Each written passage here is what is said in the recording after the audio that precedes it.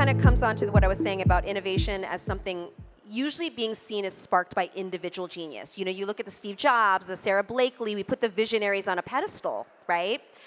But what we really know is that it's a collective act that has brought anything that we admire or we take for granted together. It's always taken a team. It's always taken a few committed humans to make it happen. So when we talk about community-driven innovation, how would you define that, Grace? First of all, I love... Mic's not on. Hello? Mike?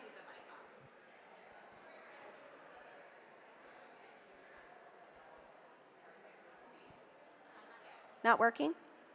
Is it on? There, maybe try it now. How's that? There we go. Oh, Okay. That sounds so much better. Yes. I love the words community-driven innovation. I think the way that I would look at that is when we reflect on how we feel in communities that we don't feel good. If you feel when you walk into a room and you don't feel like you belong, or you are in a space that you don't feel you are heard, and think about what that does to your body, right? Like it brings us inward. It makes us constrict. It makes us feel like we're smaller. That is the opposite of innovation. So when we think of the places where we walk into a room and we feel seen and we feel heard and we feel like there's a collective energy around us, that makes us expansive. That's where innovation comes from. It comes from the possibility of being able to open more versus the idea of having to constrict and be smaller. Oh, I love that. I love that. Lee, what about you? Thank you for asking. Oh, Mike, is it on? I think we're good. Yeah. So community-driven, for me, being in the pet industry, I'm a CEO and owner of veterinary hospitals, along with other things. But being in the pet industry, it was so much fun to create community. So I have a vet hospital in Montclair and one on Piedmont Avenue. And what we wanted to do is start having the doctors talk to the community, right? So we created ways to create contests or different things where the community would come to us over the weekend when we're normally closed. So one of the things we did was a pet mayor contest, and people would come out and see who are the candidates for pet mayor and vote for them. And what we learned is that when you started putting things together where people got to work together as teams and started lifting each other, it created momentum. And we're learning that even more on the internet, but we're missing that personal piece. So if you could spark a personal piece, get a community together, and then get them moving in the same direction, that momentum takes off, and it is extremely valuable. I also want to say, coming back to you, Jen, because I have known you for over a year, and I brought this book, it's her book, about how to create a unicorn team, because I think this is what you do so well, is you create the cause, you create something, and then the people come around, they join forces, and then the momentum starts. That's what, yeah, it's called the Innovation Playbook because I really believe that it looks like it's one person who sparked the idea, but and most times the person who sparked the idea is not the person to run things.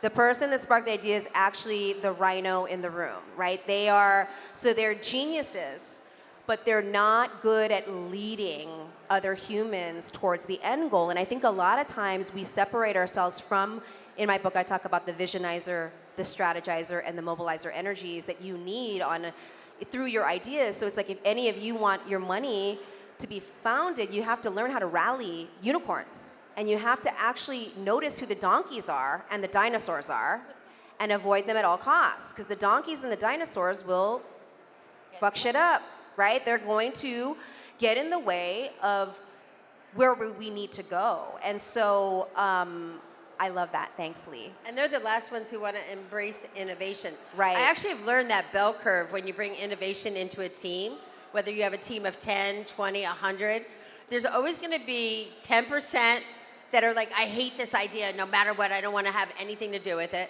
80% are in the middle, they're fence sitters waiting to see what happens, and 10% are your champions. And believe it or not, the 10% of your champions are going to be great, but in the long run, when you get through it, the 10% who hated it the most are sometimes the biggest champions. You just have to get them over the hill to the other side. So be very patient. I've done this many, many times, and I've seen that 10% where they dig their heels in and they hate it. But if you stick with it and you create the momentum, they will be the biggest cheerleaders. And it happens over and over again. And I want to say to that, because I think it's important, is that we also separate leadership from ourselves. Like, first you have to lead yourself before you can lead others well, right? And that goes back to the last panel, and that's why I want to mention that, is that even when we talk about team or community, we think of it as like it's everybody else, but somebody is intentional about deciding, I'm going to rally and I'm going to enroll them into this vision where we're going, and it takes individual leadership of each person knowing themselves. And so anyway, Jen Marples and I was mentioning earlier that we only met a couple years ago, but we have very interesting synergies that we had no idea. I didn't know that she was from Hawaii, I'm from Hawaii, that literally we kind of live one town apart, and that her brother graduated high school with me, and that he's best friends with my cousin. And that's what happens when you're from Hawaii, like everybody is like a cousin all of a sudden. But anyway, it's so cool to be up here with you, because when I first met you, Jen Marples, my first observation of you was you were so good at getting, especially women, to commune. So when you think about community-driven leadership, how do you think of it? How are you so natural at it? I think is the question I have. How do you do it so naturally? I've been a party planner my whole life. I think that's what it is.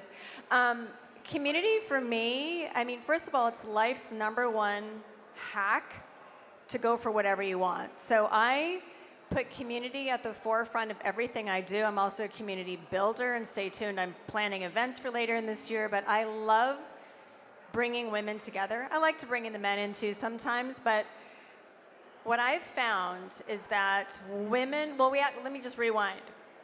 Community is the #1 predictor of longevity and happiness. So, say it again. So community is the #1 predictor of longevity and happiness. You can do all the medicine journeys and health hacks and stop smoking and be fit, but if you don't have a strong sense of community and connection to other people, it don't matter. So literally having a good community is good for your health. It's like the ultimate strategy, that's what I'm hearing you say. Yeah, it's the ultimate strategy and life hack. And I happen to be an entrepreneur, mostly like a solopreneur. I have a couple people on my team, but I put my money where my mouth is, and I invest heavily in the right women's groups. There's women here from all walks of my life and the different communities I'm in. Grace is living, breathing this, and we went to Grace's opening like a month ago, and just the amount of women that showed up and the buzz in the air, it's because we crave community and connection. We feel like we're in a connected society because of all this shit, but we're not. And when on a hunch, 2019, 2018, I did my first women's event, a small event, 20 women on a hunch, 2 weeks notice, came to my house, I fed them dinner within introductions. We weren't even through the agenda that I had. Women are crying, sharing their deepest secrets and truths that they hadn't told to anybody. We're talking bankruptcy, cancer, you name it. And that was introductions, and people are sobbing. It's because women need each other. Men do too. We all need community. So it's really, truly, if you get nothing else from this panel, it's to go all in on your communities. And like Grace said, if you're in a community that makes you feel like shit, get the hell out of there. That's donkey land. Get out of donkey land. Get out and find a new community. But truly, it's the #1 life hack. And for anything you want to do in life, start a business, lose weight, find love, or get through a divorce, you find that community, and that community is going to propel you faster forward than anything else will. Well, I heard Lee and Jen kind of speak to this. You spoke of a couple scenarios, like the pet mayor and even like the dinner that you did at your house. But I do want to ask this question of Grace. Sharing a moment when being part of a community has directly led to a breakthrough, whether it's been in your work or your wellness or your leadership. I do think that building the company that I have and building the community that I have came from a very deep yearning for community. I built a community because I needed one. And I started noticing, and I'm curious if this will resonate with any of you, I was working at home alone, I was working for an East Coast company, so traveling to the East Coast every 6 to 7 weeks, but that meant that I didn't have colleagues around me, so it was me and my dog. And I started noticing in that period that I was feeling insecure about my work and starting to doubt that I was good at it and starting to blame myself for being distracted by things like the laundry. And I felt that there was something wrong with me for not being able to stay in flow, for not being able to stay driven and motivated and focused. And as I unpacked that, what I realized is that we've been taught to self-criticize when what's really happening is that we are yearning for connection, and we want to know that we aren't alone in those feelings. And we want to know that we aren't alone in not knowing what's next. And we want to know that we're not alone in being uncertain or even having a noisy inner critic. And exploring kind of those feelings that I was having around my career helped me realize that there was nothing wrong with me, and it wasn't that I was at fault for being distracted by the laundry. It was fundamentally I was distracted by the lonely and needing circles like this where people are nodding back at you going, I see you and I get it. And you're not the only one who feels that way. And when you get that, it's like a medicine. It's a salve that the body soaks up, and you sit a little taller, and you have even if you don't have the answers, you just feel like, oh, I'm not alone. So again, my breakthrough moment was I built what I needed, and as I built it, similarly to Jen, it started out as a 10-person lunch experiment, and it grew into like a little petri dish in a loft in an art gallery. And then one woman at a time, you start seeing again and again, like, oh, she feels that way too. And that's how it happened. Well, I love that because, Human+Tech Week actually is about the innovation of humanity in the world of the machines. And so what's innovative now is to gather people analog, to make the time to put our pants on and leave our house and go to something like a dinner or an event for a friend or a fundraiser, or that's beyond just the day-to-day, but actually like detaching yourself from the default device and even teaching our kids how to play outside. I mean, that's innovative now, And so I love that we're talking about this because I think there is a big case for more investment in analog tech. I think it's technologically important for women, even when we talked about our health earlier. Like, the hormone test that's, first of all, I love that. I got to do that because I feel crazy around 2 o'clock every day, and I think my hormones are dropping, and I want to have a diagnostic test.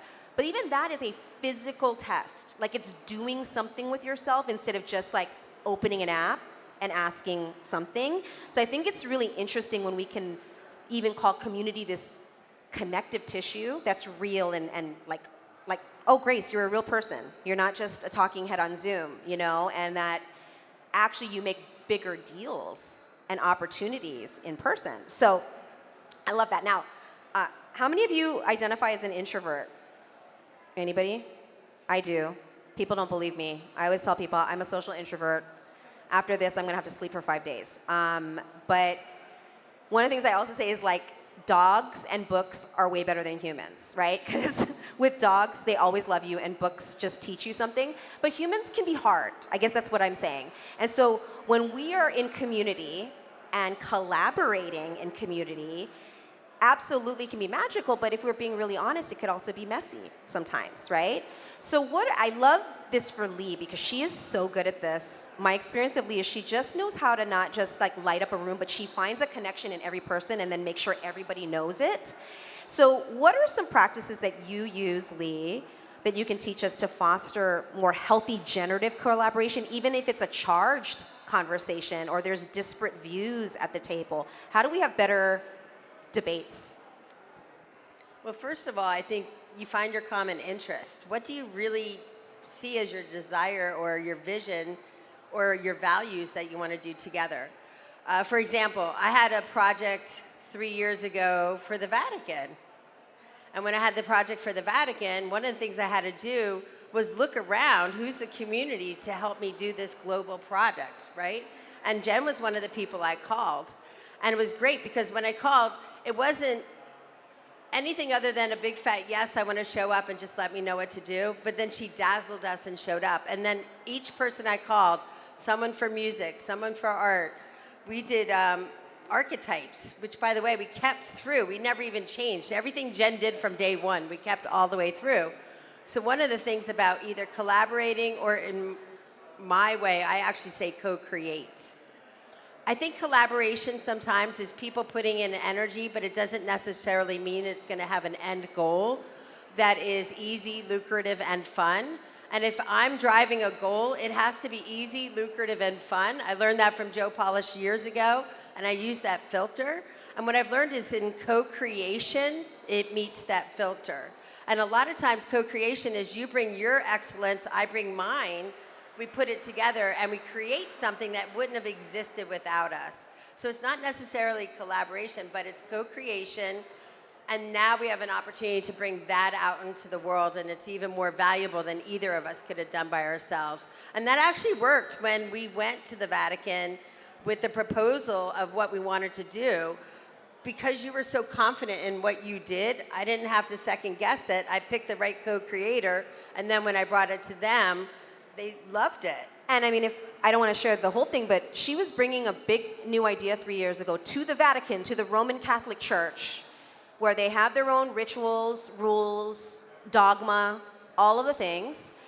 And now it's like using NFT technology, using the art at the museum, at the Vatican, and it was like this brand new innovative idea.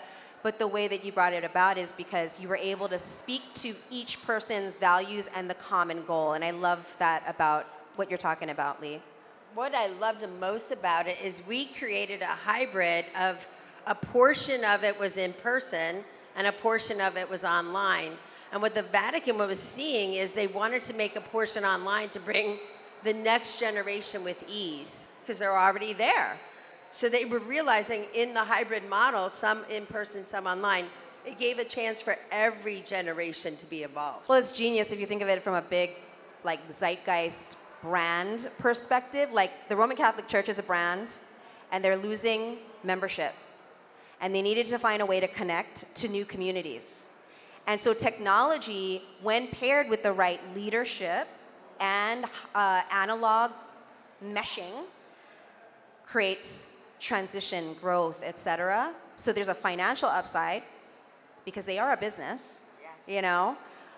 Big business. And for them, they believe that they're in the business, of course, of spreading their specific words. So it's just interesting. Everything is brand. That's what I like to say. Everything is brand. And the question is like, how are you rallying other people behind the brand? Whether it's you as a personal brand, or the product that you want to invest in, or it's the company that you're raising for. Everything is brand. So, Jen, how do you, tell us about a time where you maybe even had like a messy, or you couldn't get people on the same page, but people looked to you to help do that. What are some ways that you help people get aligned around a common goal? You made me think, you said get messy, and so it made me just think about, I meet this certain group of women once a month for lunch, and it's just become like this support group. So it's all about community, and we've just agreed to bring our whole selves. So it's the good, the bad, the ugly, and I think there's real power in it, and I will answer the question. No, you are. But being able to sit there and just show your true authentic self, because for so long we've had to put ourselves aside. We haven't been able to fully express who we are, fear of repercussions. It's just not socially acceptable. I got to be a perfect mom, a perfect wife. I'm the type A hard charger at work. And guess what? It's exhausting, and nobody's perfect, and nobody has it all figured out.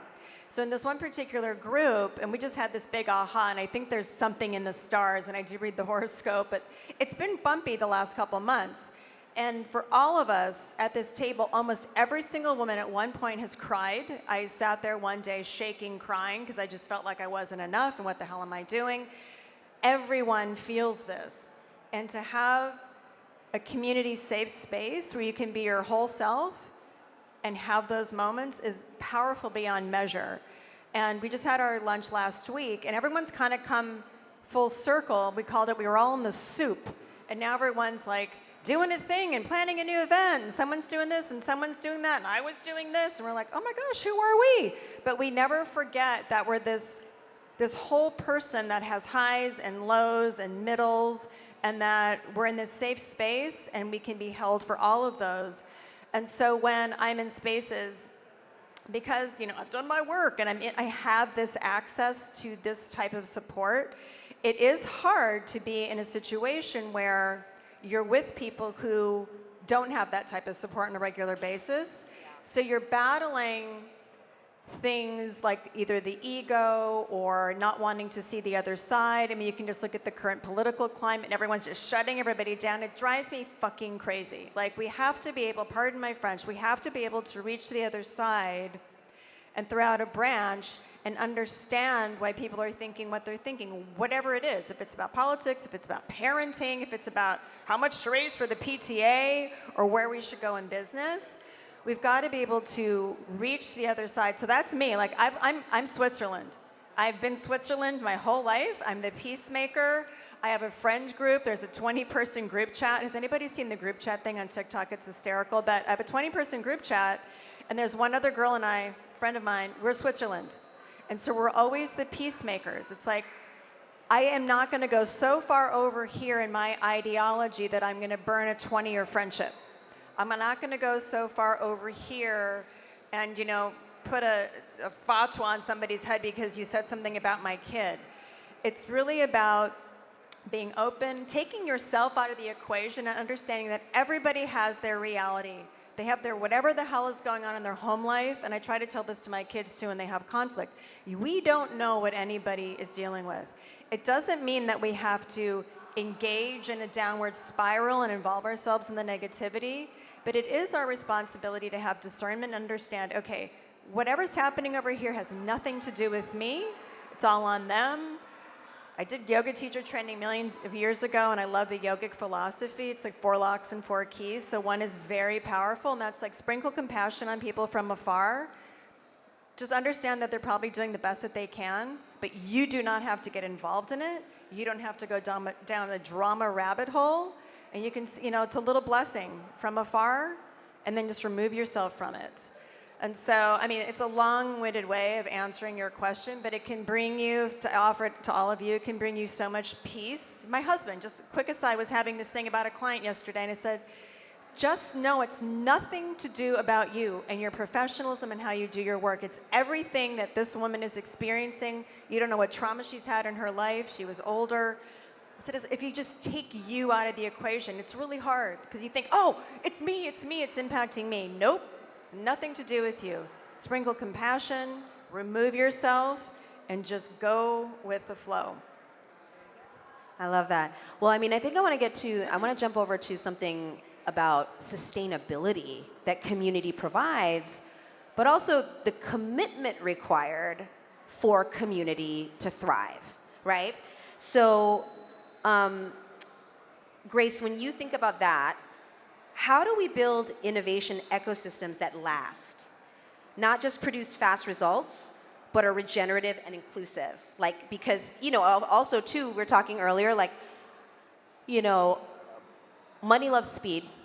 Money loves speed, money loves speed. And when we talk about venture or tech or raising money, the LPs want to see their ROI in 2 years, if we're just using the tech example. But community is a long game view. It's dynasty thinking. This is why I always say, it's funny, whatever you feel about China, it's like China's never gonna die, y'all. The United States could fall, but China won't, because China thinks 10 generations ahead of them whenever they're building. That's just the way their culture is. And so I also think we need to call back to that, where we have dynasty thinking, not just now thinking. And so I think community and cultivating of that is probably the biggest solution. So I'm curious, how do we do that, mindfully, Grace? It's such a good question. There's a couple words that come to mind. One is being relentlessly committed to values, relentlessly. And I think it's easy to have as a community leader or in community organizations, I think it's easy to have throwaway values, values that you talk about but don't walk the walk of. That's easy. That's the lowest bar. And I think the high bar for community is being relentlessly committed always to everyone, to the values that that community stands for. And I was thinking about it, in this environment that we're in right now. Like, one of the values that the Hivery is deeply committed to is kindness. And watching you, all of you, stay and be so respectful of the speakers and listen and nod and give eye contact. That's fundamentally kind. And when we look at, as we build community, how do we stay true to the things that we believe in and not get tired? Not get like, I'm fatigued, so I won't be kind today. It doesn't work. It doesn't work. So there's going to be, as we continue to build community, there's going to be, of course, for all of us as individuals and collectively, there are going to be ups and downs. There's going to be fatigue. There's going to be times that I don't feel as strong. And there's going to be times that you may not feel as strong. And when we're relentlessly committed to the values of community, that's when it sticks. That's when it stays. It's not just when it's pretty, but it's when it's hard. And when someone is hurting and you're still there. Like, that's longevity of community. It's so easy to be community on Instagram, where everything looks beautiful. It's so much harder to be community when things get tough, and to stay with it, and to stay true, and to stay with the values of who you are is who you say you are, and you're still that as a collective.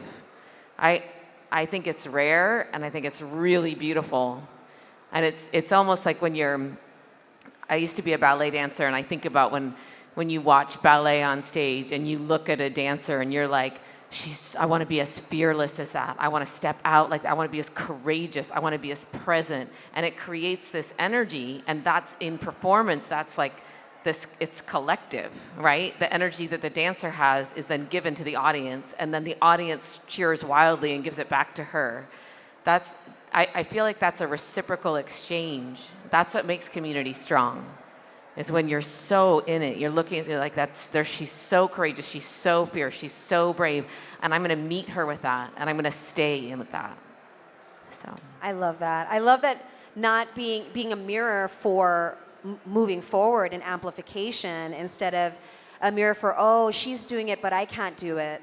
But I think what I heard, and correct me, is that in your practice at the Hivery, your community creed, if you will, like the things that your values code, it's something that you're reinforcing even when people, I assume, come on. Like, and I think that's really important for a brand. Again, if you want people to get around your ideas, it's like, what's our contract, if you will, together, our care contract, actually, not just our, hey, what's going to be my LP percentage of this particular deal, but what is my care contract as a result of doing this together? Because wealth consciousness now it's not just about the bits and the bytes.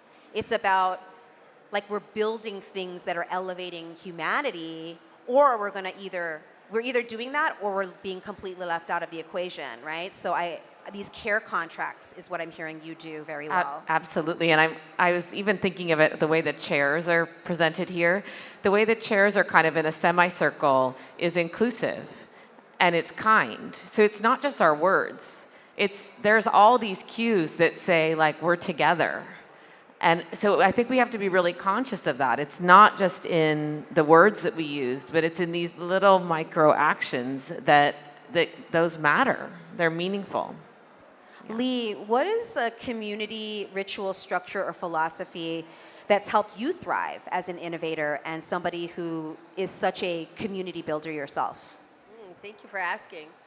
So when I look at my veterinary hospital on Piedmont Avenue, we have a team that we were essential during the pandemic. So we were open the entire time. And we had to change the way we worked with our community, because all of a sudden we couldn't see people face to face. We had to keep our team healthy. So what we did was we rallied around our values, and we looked at them where they were, and then we updated them based on what do we need right now. And what I've learned is pretty much every initiative and everything that we do in the office, we tie back to the values. And I made them easy enough that the team can memorize them. We have them on posters. And it really is coming back to why are we here and why are we working together. And the more that we bring it back to the values and work together, the more it creates that, I call it moment stacking. Moment creates momentum, right? So I create all these little moments so it creates momentum for them. That's but good. they're intentional. And I will tell you, every quarter for the last 25 years, I do 3 new initiatives. But in December, I plan it for all next year. So I'm already every year thinking about what 12 initiatives are coming out. And every year I've had double-digit growth in those companies. I will let you know a little secret that stays here. 2 years ago, I stepped aside to work on the Vatican things more importantly, and I let my team take it, and they didn't do it the same as me. And guess what? Do you think they had the double-digit growth that I always get? No. But the proof is in the pudding. If you create the systems and you create the momentum and you create the team to execute, you will get that double-digit growth if that's what your goal is. But if all of a sudden you just think you're going to do business as usual and not do those things, it flatlined. It did not have the same growth. So 23 years with growth, 2 years not. And it's all because of those initiatives on a regular basis, every time consistently, every quarter. And yes, we are doing it again now. But I do have 2 years that showed me when we didn't do it, we lost that momentum. So you can't just think it's going to go on its own. There always has to be a leader breathing air into it. And even to stay the same status quo, you still have to create human change. catalysts. Like, I still think that, actually, Nicole Bradford and I were talking about this a couple weeks ago as she was planning this event.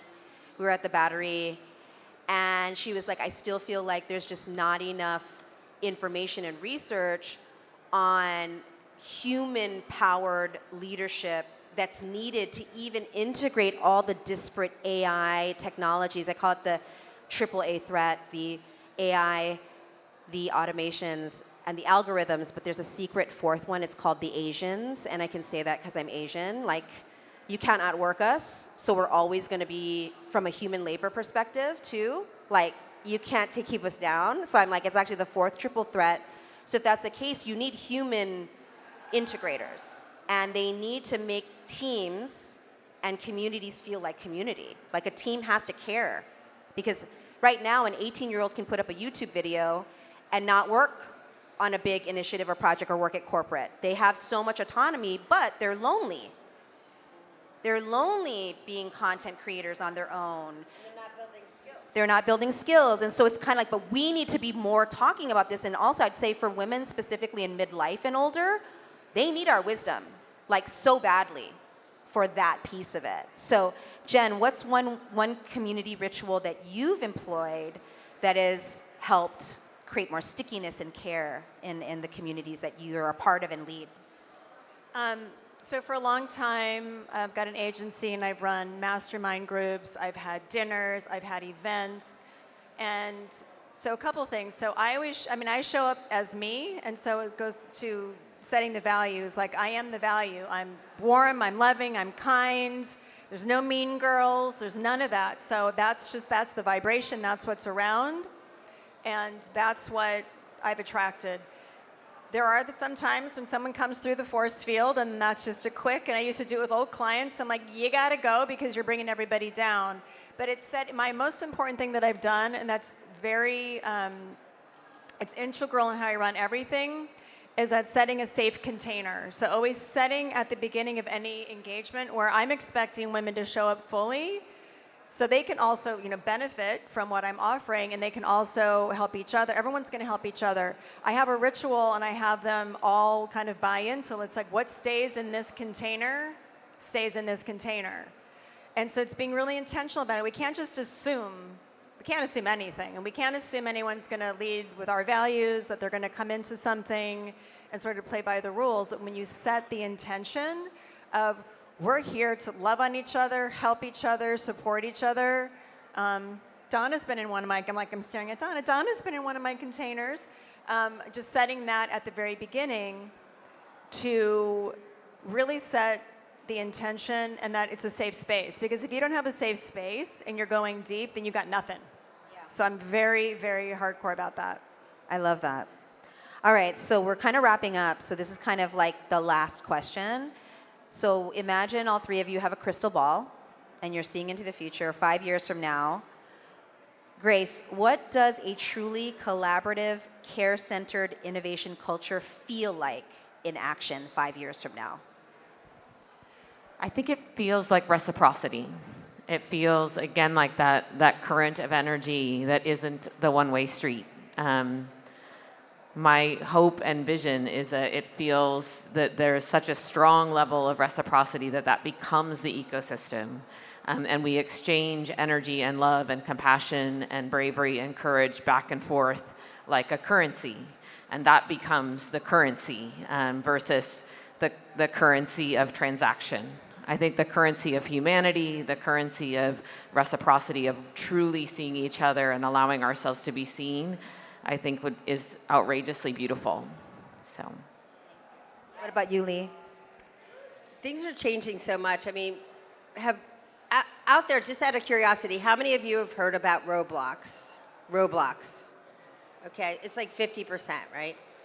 When you guys Google Roblox and just see how many people are going on there every day, you're going to see there's communities and things being built right now, mostly with the next generation who are just in there 4 or 5 hours every day. I would like to see them bringing us with them. I would like at the dinner table to see all the generations talking about, what did you do today online? Show me what you did. Let's learn together so we all go together. I think right now there's a real separation, and the separation can be because one age group is on Roblox 5 hours a day and they're all growing together, and another group is not. What can we do to now bridge that, have conversations, support each other, grow together? But also, you mentioned earlier, the kids need our wisdom. They're going in and making these long-term decisions not based on long-term wisdom. And if they ask their parents, their aunts, their uncles, their nieces, nephews, whatever, to come with them, I think then we'll get that multi-layer of wisdom that goes with them as well. But also, they'll teach us how to be the cool kids and be included, which is the whole rhythm of this conversation. I love that. Thank you. What about you, Jen? I think I'll kind of piggyback on Grace because I think it's the reciprocity and just, when we think about the old networking and it's like, hey, what can I get from you? What can I get from you? And I'd rather change the dialogue and like, how can I help you? What can I give? And looking at communities, it's something to invest in. You've got to be, you've got to have your discretion and really go all in because then everything else will be a byproduct. You're going to get what you want technically as a byproduct, but coming in more, I walk into any room thinking like, whether I even know it or not, it's like, how can I make it better? What can I do for somebody? Even if it's just a smile at somebody at the grocery store, all those little things make a huge difference. So I love the reciprocity, and it's us living life together. It's not like, oh, hey, hi, what can you do for me? What can you do for me? And then it's empty, and then you feel like you're being assaulted, and it's just, ugh. And so it's really, if you look at that crystal ball in 5 years from now, we're just all in this, we're so happy to be together and support each other. What can I do for you? Like, what can I do for you today? What do you need? Wouldn't that be a great world? I love that. And I think that just in closing, I want to thank you again, Jen Marples, for being my co-facilitator of the Unicorn Vitality Microconference, because it was a great example of two Jens coming together, and it's work to rally people at the last minute, but still to feel like this is such a great opportunity to bring some people together, and we're both super busy, just like all of you are. So for you to bring your energy and, as Grace said, to be here and to listen and to be interested in other people and the women that are here, and to go, even if there's 1 or 2 connections that you can make and say, I want to like nurture that a little bit more. I want to get to know her a little bit more. Be brave and do that more, because even asking Jen, the old me, the old programming, so me 5 years from now, I want to be back to actually the Jen Chem that I was growing up in a little rural town on a plantation, a sugar plantation in Hawaii, to Filipino immigrants, where every day, like every neighbor came by and handed off a mango or a papaya or like something. And that goes back to the dinner table that you said, Lee. I think we need to be handing each other more mangoes and papayas, you know, and more of that. And where I can say, hey, Jen Marples, I know you're busy, but I just feel like this would be a dynamic collaboration. And creationship is my word. I like to use the word creationship. And even if and we're both like control freaks a little bit. We're like, oh, we don't know how it's gonna go. Is it gonna be perfect? Is it gonna la la la? Some of it's out of our control. But it's like even doing things messy but committed to it being excellent, which is different than perfect. Like excellent for us. So I just want to say thanks for being my play partner, and thanks for bringing your people, and thanks for our people who came by, and this has been an amazing opportunity. I hope you've all enjoyed it. And I hope you also come the next 2 days and go to other panels and be the women at the table in the room where big conversations and big money is moving, okay? We need you, we need to see you, we need to hear you. And we love you. So thanks for being here. Thank you, Grace. Thank you, Lee. Thank you, Jen. And thank you for all of our speakers. Bye.